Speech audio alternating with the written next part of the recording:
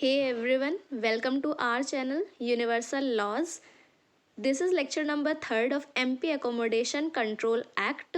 जैसा कि आप जानते होंगे कि MP जुडिशरी का नोटिफिकेशन रिलीज़ किया जा चुका है and hopefully the exam will be conducted soon.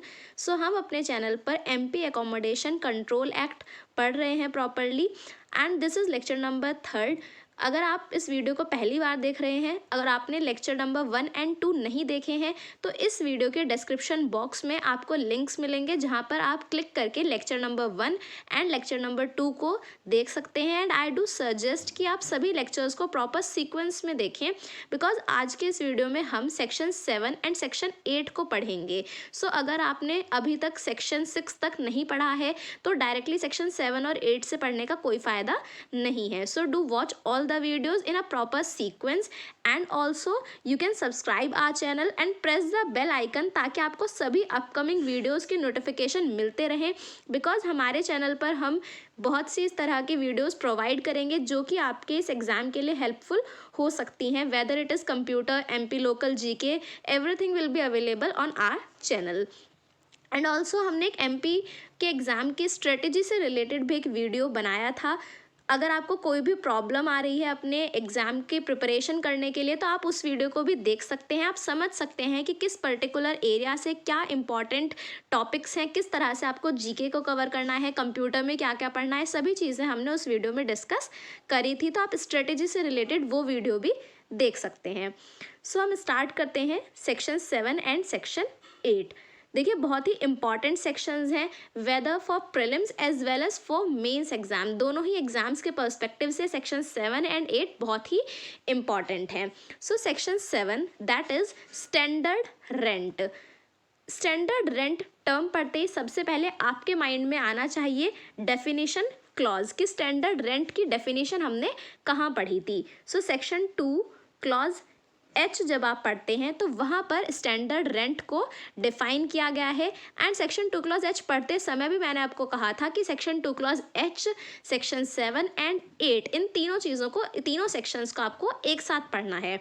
Okay, so standard rent देखिए क्या होता है.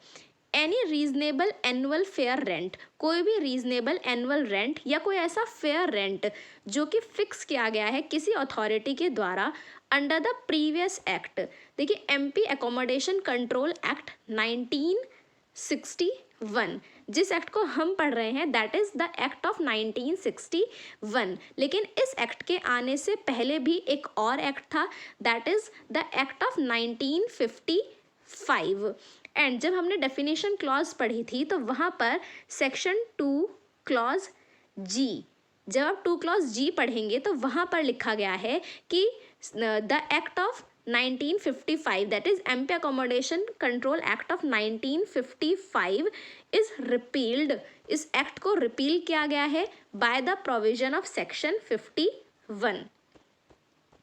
दोबारा से मैं एक बार समझा देती हूँ कि section 51 of MP Accommodation Control Act 1961 जिस एक्ट को आप पढ़ रहे हैं, इस एक्ट का जब आप सेक्शन 51 देखेंगे तो वहाँ पर लिखा हुआ है कि जो प्रीवियस एक्ट है यानी 1955 का जो एक्ट है वो अब रिपील हो चुका है. सो यहाँ पर स्टैंडर्ड रेंट की डेफिनेशन में लिखा गया है कि अगर जो प्रीवियस एक्ट था वो एक्ट जो कि रिपील हो चुका है, मतलब 1955 वाला जो एक्ट है, अगर उस एक्ट के अकॉर्डिंग किसी प्रॉपर अथॉरिटी ने, किसी कॉम्पिटेंट अथॉरिटी ने कोई एनुअल रेंट डिसाइड किया था, कोई फेयर रेंट डिसाइड किया था, तो वो जो एनुअल या फेयर रेंट है that will be considered as the standard rent as per this act. Okay, next we come to subsection 2 that is if जो एकोमोडेशन है वॉज लेट आउट. यदि जो एकोमोडेशन है उसे 1 जनवरी 1948 को, यानी इस दिन को या इस दिन से पहले, बिफोर 1 जनवरी 1948, आपको ये डेट याद रखनी है कि इस दिन से पहले या इस दिन यदि किसी एकोमोडेशन को लेट आउट किया गया है, मतलब अगर उसे रेंट पर दिया गया है, तो जो भी रीजनेबल एनुअल रेंट या फेयर रेंट अगर फिक्स नहीं किया गया, मतलब एकोमोडेशन को लेट आउट किया गया लेकिन कोई भी रेंट वहाँ पर अलग से फिक्स नहीं किया जाता है, तो ऐसी सिचुएशन में जो म्यूनिसिपैलिटी का रजिस्टर है, म्यूनिसिपल असेसमेंट रजिस्टर जो है, उसके अंदर जितना रेंट लिखा गया है या तो वो रेंट या फिर the amount of rent which is realised on 1 January 1948 को जितना भी रेंट लिया जा रहा है, इन दोनों अमाउंट में से जो भी अमाउंट कम होगा, विच एवर इज लेस, वही क्या हो जाएगा, वही हमारा स्टैंडर्ड रेंट होगा। ओके, सो आपको बेसिकली यहाँ पर दो बातें याद रखनी है कि जो एकोमोडेशन है वो लेट आउट किया गया हो किस डेट से पहले, ये डेट आपसे पूछी जा सकती है।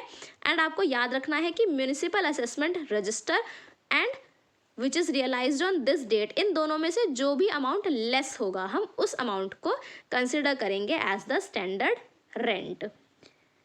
Next we come to second point, that is if the accommodation was not let out. देखिए डिफरेंस मेन यही है कि वहाँ पहले लिखा गया था कि यदि अकोमोडेशन को लेट आउट किया गया है, लेकिन नेक्स्ट पॉइंट में क्या बात कर रहे हैं कि यदि जो अकोमोडेशन है उसे 1 जनवरी 1948 से पहले या इस दिन लेट आउट नहीं किया गया है, देन ऐसे सिचुएशन में भी जो अमाउंट म्यूनिसिपल असेसमेंट रजिस्टर में लिखा गया है, या तो वो अमाउंट या जो अमाउंट 1 जनवरी 1948 को रियलाइज किया जा रहा है, रिसीव किया जा रहा है, वो and it can be increased. यहाँ से देखिए बहुत क्वेश्चंस आपके बनते हैं इन प्रीलिम्स एग्जाम कि कितना अमाउंट ऑफ रेंट जो है वो इंक्रीज किया जा सकता है। तो आपको ये जो अमाउंट है वो याद रखना है कि इन केस जो एकोमोडेशन है यदि वो रेजिडेंशियल है या एजुकेशनल एकोमोडेशन है, उसे या तो रेजिडेंशियल पर्पस के लिए यूज़ किया जा रहा है या फिर अगर उसमें कुछ ऐसा काम किया जा रहा है that is related to education, तो ऐसी सिचुएशन में जो रेंट है उसे इंक्रीज़ किया जा सकता है बाय 35%। ये जो परसेंट है ये आपसे प्रीलिम्स पॉइंट ऑफ व्यू से इम्पॉर्टेंट है।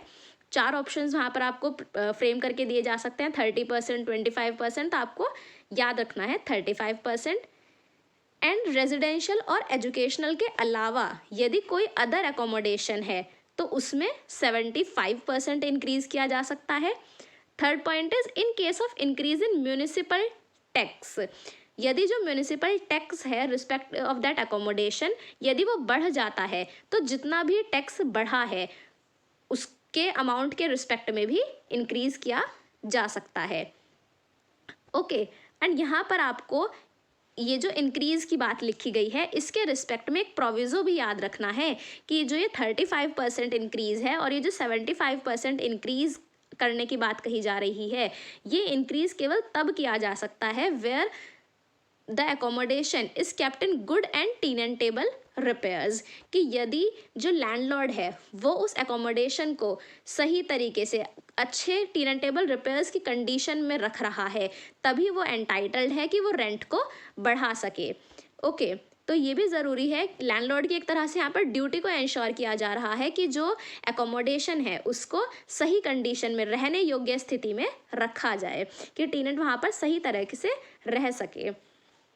Okay, next we come to subsection 3, that is if the accommodation does not fall in clause 1 और क्लॉज 2, यदि हम जिस एकोमोडेशन की बात कर रहे हैं उसके रिस्पेक्ट में हम स्टैंडर्ड रेंट को अगर सबसेक्शन 1 एंड क्लॉज 2 के अकॉर्डिंग अगर हम कैलकुलेट नहीं कर पा रहे हैं तो ऐसी सिचुएशन में क्या किया जाए। बेसिकली अब after this act, after the commencement of this act जो कैलकुलेट किया जाएगा रेंट वो एज पर दिस सबसेक्शन 3 इसके अकॉर्डिंग ही किया जाएगा, क्योंकि 1 एंड 2 में जो हमने बात करी वो 1948 से रिलेटेड है, 1 जनवरी 1948 से रिलेटेड, एंड सबसेक्शन 1 में जो हमने बात की वो बात की हमने as per the repealed act. सो अगर प्रेजेंट स्थिति देखें तो वो सबसेक्शन 3 के अकॉर्डिंग गवर्न होगी। सो यदि जो एकोमोडेशन है उसको असेस किया जा रहा है separately to the municipal assessment, कि म्यूनिसिपल असेसमेंट के अलावा यदि एकोमोडेशन के रेंट को अलग से असेस किया जाता है तो ऐसी सिचुएशन में जो भी एनुअल रेंट है वो प्लस उसमें 15% इंक्रीज़ किया जा सकता है। यहाँ से भी देखिए आपसे इंक्रीज़ के रिस्पेक्ट में क्वेश्चन फ्रेम हो सकता है in prelims exam. Next is अगर उस एकोमोडेशन का केवल जो कुछ पार्ट है, कुछ हिस्सा है, उसको असेस किया जा रहा है कि सपोज ये एक पूरा एकोमोडेशन है, पूरी बिल्डिंग है, लेकिन हमें केवल उसका कुछ पार्ट, केवल कुछ हिस्सा यही हमें रेंट पर देना है और केवल इसी के रिस्पेक्ट में हम असेसमेंट कर रहे हैं। तो ऐसी सिचुएशन में जो ये प्रोपोर्शनेट पार्ट है, केवल उस प्रोपोर्शनेट पार्ट को प्लस उसमें 15% इंक्रीज किया जा सकता है in order to find the standard rent.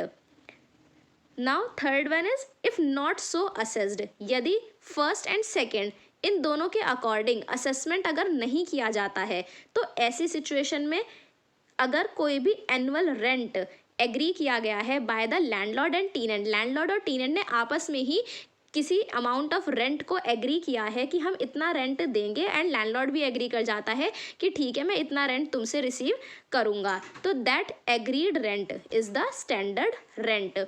And second is यदि उस अकोमोडेशन को लेट आउट नहीं किया गया है, कोई भी अमाउंट ऑफ रेंट इस तरह से एग्री नहीं किया जाता है, तो ऐसे सिचुएशन में ये देखा जाएगा कि जिस समय उसका अकोमोडेशन का जो कंस्ट्रक्शन है जब वो कंप्लीट हुआ तो कितना अमाउंट ऑफ रेंट रिसीव किया जा सकता था, उसके बेसिस पे स्टैंडर्ड रेंट कैलकुलेट होगा। नेक्स्ट पॉइंट इज यहाँ पर भी हम यही देखेंगे कि जो अमाउंट ऑफ कंस्ट्रक्शन है, अकोमोडेशन को कंस्ट्रक्ट करने के लिए जितना भी टोटल खर्चा हुआ उसका 6/3/4% कैलकुलेट किया जाएगा, and market price of that land, जो भी वो लैंड है, जो अकोमोडेशन है जिसको रेंट पर दिया जा रहा है, उसका हम कैलकुलेट करेंगे मार्केट प्राइस, कि उसका मार्केट प्राइस कितना है, उसके अकॉर्डिंग स्टैंडर्ड रेंट कैलकुलेट होगा। यहाँ पर भी आपको बात याद रखनी है कि विच एवर इज लेस, जो यहाँ पर दो तरीके बताए गए हैं, दो अमाउंट हैं, उसमें से जो कुछ भी अमाउंट कम होगा वही आपका स्टैंडर्ड रेंट होगा। ओके, आई होप आपको सेक्शन 7 समझ आया हो। यहाँ पर देखिए प्रीलिम्स पॉइंट ऑफ व्यू से मैं आपको एक बार फिर से बता दूँ कि जो क्वेश्चंस मेनली फ्रेम होंगे वो आपसे यहाँ पर इस डेट से रिलेटेड प्रीलिम्स में क्वेश्चन फ्रेम हो सकता है, एंड नेक्स्ट आपसे पूछा जा सकता है रिगार्डिंग दिस परसेंटेज, ये जो परसेंटेज है यहाँ से क्वेश्चन फ्रेम हो सकता है। प्रोविजो आपके लिए इंपॉर्टेंट है फॉर प्रीलिम्स, कि यहाँ पर याद रखना है आपको कि ड्यूटी है यहाँ पर लैंडलॉर्ड की कि गुड और टेनेंटेबल रिपेयर्स में अकोमोडेशन को रखा जाए। सिमिलरली यहाँ से भी आपसे परसेंटेज से रिलेटेड एंड इस अमाउंट से रिलेटेड क्वेश्चन फ्रेम हो सकते हैं। अगर आपको अभी भी कोई डाउट है तो आप कमेंट सेक्शन में अपना डाउट हमसे क्लियर कर सकते हैं। एंड ऑल्सो अगर आपको इस लेक्चर का पीडीएफ चाहिए, पीडीएफ नोट्स के लिए आप हमारे टेलीग्राम चैनल से कनेक्ट हो सकते हैं। टेलीग्राम का जो लिंक है वीडियो के डिस्क्रिप्शन बॉक्स में आपको मिल जाएगा। ओके, सो ये हमने पढ़ा सेक्शन 7। अब हम बात करेंगे about section 8, that is lawful increase of standard rent in certain cases and recovery of other charges. किस तरह से स्टैंडर्ड रेंट को इंक्रीज किया जा सकता है, वो भी लॉफुली। सो यहाँ पर आपको लॉफुल इंक्रीज से रिलेटेड याद रखना है section 2 clause C. 2 clause C में डिफाइन किया गया था कि लॉफुल इंक्रीज का क्या मतलब है। सो लॉफुल इंक्रीज का मतलब है वेयर द लैंडलॉर्ड हैज़, यहाँ पर देखिए लैंडलॉर्ड ने यदि before the commencement of this act, आप यहाँ पर अब हमें कमेंट सेक्शन में बताएंगे कि ये जो एक्ट है उसकी कमेंसमेंट डेट क्या है, कब से ये एक्ट कमेंस हुआ। This is the question which you have to answer. Okay, so before the commencement of this act, MP accommodation act 1961 के कमेंसमेंट से पहले विद और without the approval of tenant, tenant के अप्रूवल से या फिर अप्रूवल के बिना, and next is after the commencement of this act, इस एक्ट के कमेंसमेंट के बाद ये ज़रूरी है कि with the written approval of tenant, tenant के रिटन अप्रूवल से या फिर जो रेंट कंट्रोलिंग अथॉरिटी है उसके रिटन अप्रूवल से। ठीक है, यहाँ तक पहले आप याद रखें कि before the commencement of this act कोई ज़रूरत नहीं थी कि आप टीनेंट से अप्रूवल लें, लेकिन इस एक्ट के आ जाने के बाद आपकी ये ड्यूटी है, किसकी, लैंडलॉर्ड की, लैंडलॉर्ड की ये ड्यूटी है कि वो टेनेंट से अप्रूवल ले या फिर रेंट कंट्रोलिंग अथॉरिटी से रिटन अप्रूवल ले। लेकिन किस चीज़ के लिए अप्रूवल ले, उसे अप्रूवल लेना होगा for purpose of doing any improvement, additions, alterations in the accommodation. So इसका मतलब हुआ कि यदि जो लैंडलॉर्ड है वो किसी भी तरह का कोई इम्प्रूवमेंट, एडिशन या ऑल्ट्रेशंस करना चाहता है इन द एकोमोडेशन, तो उसे क्या करना होगा, उसे पहले रिटन अप्रूवल लेना होगा टीनेंट का या फिर रेंट कंट्रोलिंग अथॉरिटी का आफ्टर दिस एक्ट। लेकिन इस एक्ट के आने से पहले अप्रूवल लेने की ज़रूरत नहीं थी। एक आपको यहाँ पर एक्सेप्शन भी याद रखना है कि in respect of any decorations, यदि लैंडलॉर्ड एकोमोडेशन में कोई भी डेकोरेशंस करना चाहता है या कोई ऐसे रिपेयर्स करना चाहता है विच आर टीनेंटेबल रिपेयर्स, जो कि बहुत ज़्यादा ज़रूरी हैं फॉर दैट एकोमोडेशन, तो उसके लिए परमिशन लेने की या अप्रूवल लेने की ज़रूरत नहीं है। तो डेकोरेशंस करने के लिए और टीनेंटेबल रिपेयर्स करने के लिए लैंडलॉर्ड को टीनेंट का या फिर रेंट कंट्रोलिंग अथॉरिटी का अप्रूवल लेने की ज़रूरत नहीं है। इसको इम्पॉर्टेंट मार्क करें, यहाँ से आपसे क्वेश्चन फ्रेम हो सकता है। ओके, तो अगर इस तरह से कोई भी एडिशन, ऑल्ट्रेशन या इम्प्रूवमेंट्स किए जाते हैं बाय द लैंडलॉर्ड, तो ऐसी सिचुएशन में लैंडलॉर्ड के पास ये प्रॉपर राइट है कि वो स्टैंडर्ड रेंट को इंक्रीज कर सकता है by an amount of 10% of the rent. जो भी स्टैंडर्ड रेंट है उस स्टैंडर्ड रेंट का 10% इंक्रीज किया जा सकता है, वो भी पर ईयर।